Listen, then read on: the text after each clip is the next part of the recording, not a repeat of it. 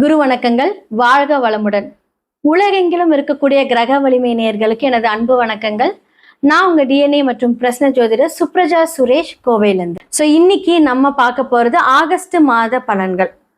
யாருக்கெல்லாம் ஃபேவரா இருக்க போகுது, யாருக்கெல்லாம் அன்ஃபேவரா இருக்க போகுது அப்படிங்கறத நம்ம பார்க்க போறோம். பொதுவா இந்த வீடியோல மேஷம்ல இருந்து மீனம் வரைக்கும் நடக்கக்கூடிய அவங்களுக்கு என்னென்னலாம் கெரியர்ல நடக்க போகுது, மாணவர்களுக்கு எந்தெந்த விஷயங்கள் ஜாக்கிரதையா இருக்கணும், அதே மாதிரி தொழில் யார் தொடங்கலாம், யாரெல்லாம் பிளான் பண்ணலாம், இல்லை என்ன மாதிரியான காரியங்கள் மூலியமாக அதை நீங்கள் சரி செய்துக்கலாம் அப்படிங்கிற எல்லா விஷயத்தையும் பற்றி நம்ம பார்க்க போகிறோம்.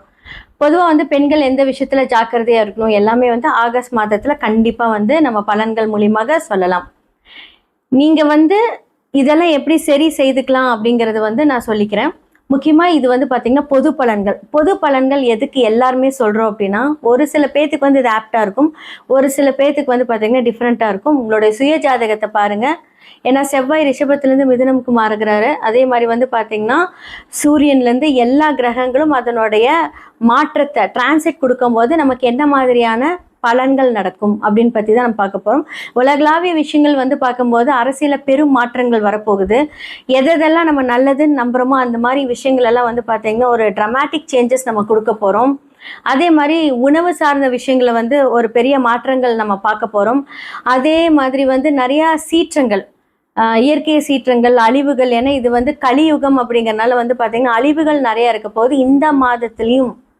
ஸோ நார்தன் சைடு எடுத்துக்கிட்டோங்க. அதே மாதிரி பார்த்தீங்க அப்படின்னா இன்னுமே இந்த துபாய் சைடு, கத்தார் சைடு, அதே மாதிரி உங்களுக்கு அமெரிக்கா, இது எல்லாமே சிறிய அளவில் பெரிய அளவில் பாதிக்க போகுது.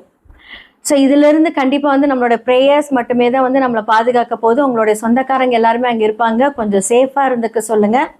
இந்த ஆகஸ்ட் மாதம் நிறைய சேஞ்சஸ் நம்ம பார்க்க போகிறோம். மேஷம்லேருந்து மீனம் வரைக்கும் எப்படிப்பட்ட மாற்றம், எப்படிப்பட்ட விஷயங்கள், பலன்கள் இருக்க போகுது அப்படிங்கிறத பார்க்கலாம். மேஷ ராசி மற்றும் லக்னக்காரர்களுக்கு இந்த ஆகஸ்ட் மாத பலன்கள் எப்படி இருக்க போகுது? ஆல்ரெடி 9, 12க்குரிய குரு உச்சமாக இருக்கிறாரு இப்போ கடகத்தில். அதே மாதிரி உச்சமாக இருக்கக்கூடிய குரு சனி வக்ரமாயி அந்த பார்வை பார்க்குறாரு. ஓகே, இப்போ என்ன சேஞ்சஸ் அப்படின்னு பார்த்தோம் அப்படின்னா, சுக்ரன் 2, 7 அப்படின்னு சொல்லக்கூடிய சுக்ரன் இப்போ உங்களுக்கு 6ஆம் இடத்துல போய் நீசமாகறாங்க. ஓகே, இந்த காம்பினேஷன் எப்படி இருக்கு? அதே மாதிரி ரிஷபத்திலேருந்து செவ்வாய் மிதுனம் வீட்டுக்கு போறாங்க. அப்ப செவ்வாய் புதனோட கூட இணைகிறாரு, குருவோட சூரியன் இணைகிறாரு. அப்ப பார்த்துக்கோங்க, இந்த கன்ஜெக்ஷன், இந்த காம்பினேஷன் பார்த்தீங்கன்னா இந்த மாதம் உங்களுக்கு ஒரு சேஞ்சஸ் கொடுக்க போகுது. முக்கியமாக ஆண்கள் அப்படின்னு சொல்லக்கூடியவர்களுக்கு பார்த்தீங்கன்னா, ஆண்களாக இருந்தீங்க அப்படின்னா உங்களுக்கு தொழிலில் நிறைய மாற்றங்கள் நடக்க போகுது. ஏன்னா உங்களுடைய ஜாதகத்தில், சுய ஜாதகத்தில் இந்த மாதிரியான கன்ஜெக்ஷன்ஸ் உங்களுக்கு ஃபேவராக இருக்கும் பட்சத்தில் நிறைய முடிவுகள் உங்களுடைய வாழ்க்கையில் நடக்கும். இப்போ பொது பலனாக நம்ம சொல்ல போனோம் அப்படின்னா, 10ஆம் இடம் அப்படின்னு சொல்லக்கூடிய சனி பகவான், 11ஆம் இடம் அப்படின்னு சொல்லக்கூடிய பாதகாதிபதி, மேஷ லக்னத்துக்கு 11ஆம் இடம் பாதகாதிபதி, அவரே பார்த்தீங்கன்னா தொழிலதிபதியாகவும் வர்றாரு. அவர் போய் வக்ரமாகிறாரு. பாதகாதிபதி வக்ரமாகிறது ரொம்ப நல்ல விஷயம். தொழில் அப்படின்னு சொல்லக்கூடியவர் வக்ரமாகிறது கொஞ்சம் கஷ்டம். பட் இருந்தாலும் குரு பார்க்குறாங்க. இப்போ 2, 7 அப்படின்னு சொல்லக்கூடிய சுக்கிரன் 6ஆம் இடத்துல போய் மறைந்திருந்து, அதாவது என்னன்னா மறைஞ்சு நீசமா இருக்காரு. அப்போ அந்த நீச்ச பார்வையும் சமசப்தம பார்வையா அந்த 12ஆம் வீட்டை பார்க்கிறது. அப்போ இந்த மாதிரியான விஷயங்கள்ல தொழில் முடிவுகள் எடுக்கும்போது உங்களுக்கு ஒரு உதவி வரும். அந்த உதவியை நீங்க பாசிட்டிவா எடுத்துக்கணும் இந்த காலகட்டத்துல.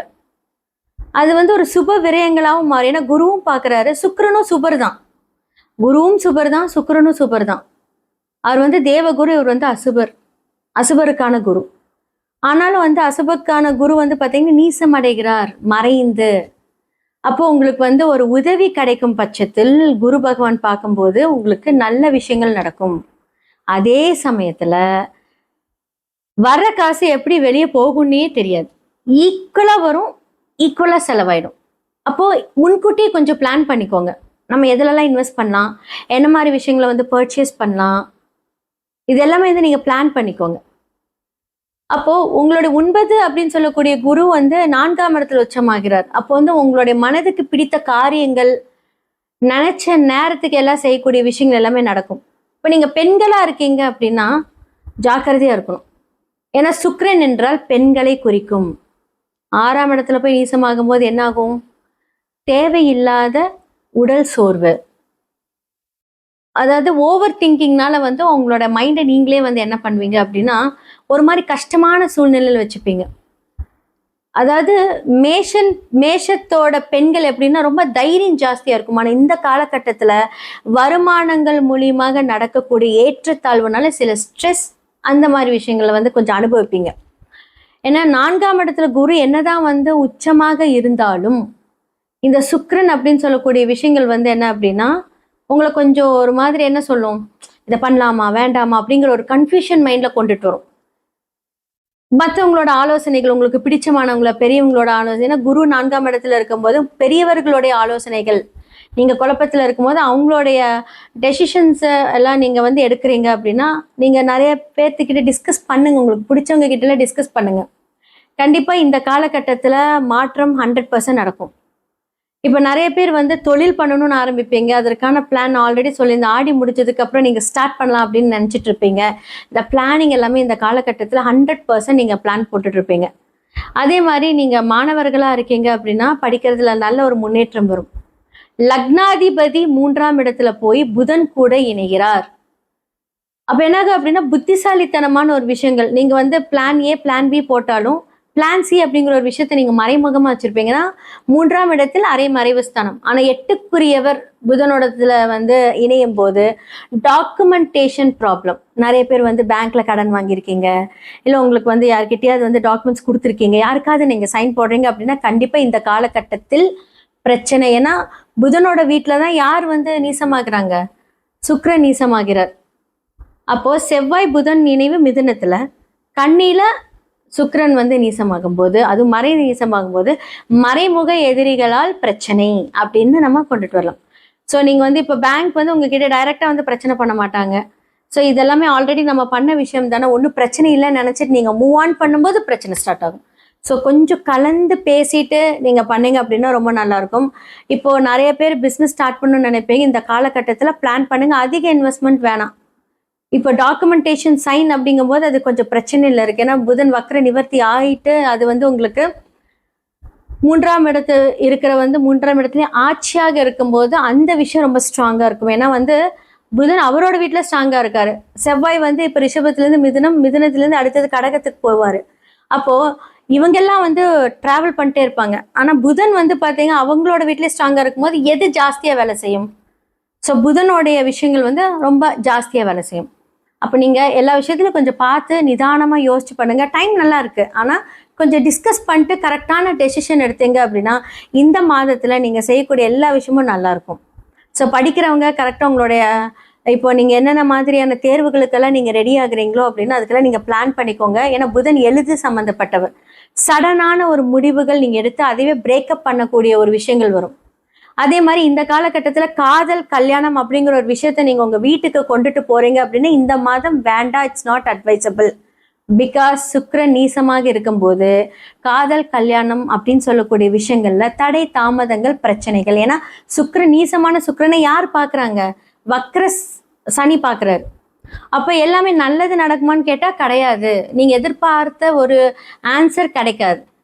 ஸோ இந்த காலகட்டத்தில் நீங்கள் ரொம்ப ஜாக்கிரதையாக இருங்க, லைஃப்பை கரெக்டாக கொண்டுட்டு போங்க, கரெக்டாக பிளான் பண்ணுங்கள். இது அவசியம்னா பேசுங்க, இல்லாட்டி விட்டுருங்க. ஸோ இது அப்படியே கொண்டுட்டு போனீங்க அப்படின்னா இந்த ஆகஸ்ட் மாதம் உங்களுக்கு ரொம்ப நல்லாயிருக்கும். மேஷம்லேருந்து மீனம் வரைக்கும் இந்த ஆகஸ்ட் மாத பலன்களை பற்றி நம்ம விரிவாக பார்த்தோம். யாருக்கெல்லாம் கேரியரில் எப்படி இருக்கணும், யாரெல்லாம் பிஸ்னஸ் பண்ணணும், மாணவர்கள் எப்படி இருக்கணும், பெண்கள் எப்படி இருக்கணும், புதுசாக எப்படி இருக்கணும் அப்படிங்கிறது எல்லாமே நம்ம சொல்லியாச்சு. இதுக்கெல்லாம் வந்து தீர்வு இருக்கா அப்படின்னா கண்டிப்பா இருக்குங்க. ஏன்னா வந்து பாத்தீங்க அப்படின்னா உங்களோட சுய ஜாதகத்தில் இந்த பிளானட்ஸ்ல எப்படி இருக்காங்கன்னு பார்க்கணும். இப்ப புதன் வக்ர நிவர்த்தி ஆகி ஓகே. ஸோ புதன் யார் உங்களுக்கு, செவ்வாய் யார் உங்களுக்கு, அவங்க என்ன சாரம் வாங்கியிருக்காங்க, டிஎன்ஏ படி பார்க்கலாம். அப்ப மேலோட்டமா கிரகங்களை வச்சு சொல்றதை விட டிஎன்ஏ படி நம்ம சொன்னோம் அப்படின்னா அது ரொம்ப எக்ஸாக்டா இருக்கும், துல்லியமா இருக்கும். உங்களுடைய குழந்தைங்களுக்காக நீங்க பார்க்கலாம், உங்களுடைய கணவருக்காக பார்க்கலாம். ஓகே, இப்போ உங்களுக்கு இந்த பிரச்சனை இருக்கு, வாழ்வியல் பரிகாரம் மூலியமா இருக்கலாம்னு எல்லாமே சரியாகும். அதையும் தாண்டி வாழ்நாள் ஃபுல்லா உங்களுடைய விதி கிரகம் அப்படின்னு சொல்லக்கூடிய அந்த எண்கள் மூலியமாக சில விஷயங்களை வந்து நாம வைப்ரேஷன்ஸ் மூலியமாக ஆக்டிவேட் பண்ணலாம். ஸோ நியூமராலஜி மூலியமா நீங்க பேரை மாத்தலாம். ஓகே, இப்போ நம்ம பேர் மாத்துறோம் அப்படின்னா அப்படி கெசட்ல மாத்தலாமான்னு கேட்டா, குழந்தைகளா இருந்தா மாத்துறதுக்கு வாய்ப்பு இருந்தா மாத்திக்கலாம். இப்போ பெரியவங்களா இருக்கீங்க, எனக்கு 30 இயர்ஸ் ஆச்சு அப்படின்னா நம்ம அந்த நேம்ஸ் எழுதி ஆக்டிவேட் பண்ணலாம்.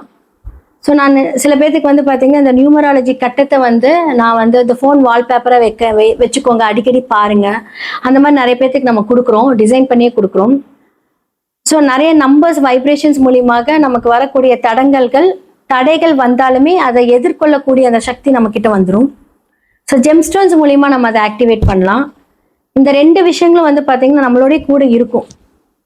ஸோ இது வந்து பார்த்தீங்க அப்படின்னா கரெக்டாக அதை ஃபைண்ட் அவுட் பண்ணி அதை கொண்டுட்டு போனீங்க அப்படின்னா 100% அதுலேருந்து நீங்கள் வெளியே வந்துடுவீங்க. நிறையா பேர்த்துக்கு நம்ம பண்ணி கொடுத்துருக்கோம், நிறைய சஜஷன்ஸ் கொடுத்துருக்கோம். ஸோ முடிந்த அளவுக்கு வந்து பார்த்தீங்க அப்படின்னா இந்த மாதிரியான வாழ்வியல் பரிகாரங்கள் மூலியமாகவும் இந்த மாதிரி பரிகாரங்கள் மூலியமாகவும் நம்ம ஆக்டிவேட் பண்ணணும். ஸோ கண்டிப்பாக யூனிவர்ஸ் நமக்கு எல்லாமே நிறைய குறியீடுகள் இருக்கு. ஸோ டெய்லி மேனிஃபெஸ்ட் பண்ணக்கூடிய அந்த குறியீடுகள் வந்து நம்ம ஆக்டிவேட் பண்ணி கொடுத்துட்ருக்கோம். ஸோ டிசைன் மூலியமாகவும் பண்ணிக்கலாம், இல்லை நீங்கள் வந்து அதை வந்து எழுதி ஆக்டிவேட் பண்ணிக்கலாம். இதெல்லாம் 100% உண்மை, இதெல்லாமே நடக்கும். கண்டிப்பாக கடவுள் நமக்கு கொடுக்கக்கூடிய இந்த டேலண்ட், கண்டிப்பாக நமக்கு கடவுள் கொடுக்கக்கூடிய இந்த சர்வீஸ், இதெல்லாமே நம்ம வந்து பயன்படுத்தும் போது, ஏன்னா எல்லாமே வந்து நமக்கு கடவுள் தான் இதை வந்து இயக்குறாரு. அதை நம்ம கரெக்டாக அந்த பாவக ரீதியான அந்த பிரச்சனைகள் வந்து சரி செய்துக்கிட்டோம் அப்படின்னா இந்த பிரச்சனைகள்லேருந்து எல்லாமே நீங்கள் மீண்டு வரலாம். கீழே இருக்கிற என்னோட நம்பரை நீங்கள் காண்டாக்ட் பண்ணுங்க, அப்பாயின்மெண்ட் ஃபிக்ஸ் பண்ணிக்கோங்க வாட்ஸ்அப்பில். இதெல்லாமே உங்களுக்கு சார்ட் அனலைஸ் பண்ணிட்டு உங்களுக்கு நான் வந்து கன்சல்டேஷன் கொடுப்பேன். கண்டிப்பாக பார்த்து இதற்கான முடிவுகள் உங்களுடைய கையில் தான் இருக்கு. டெஃபினட்டாக சரியாயிடும்.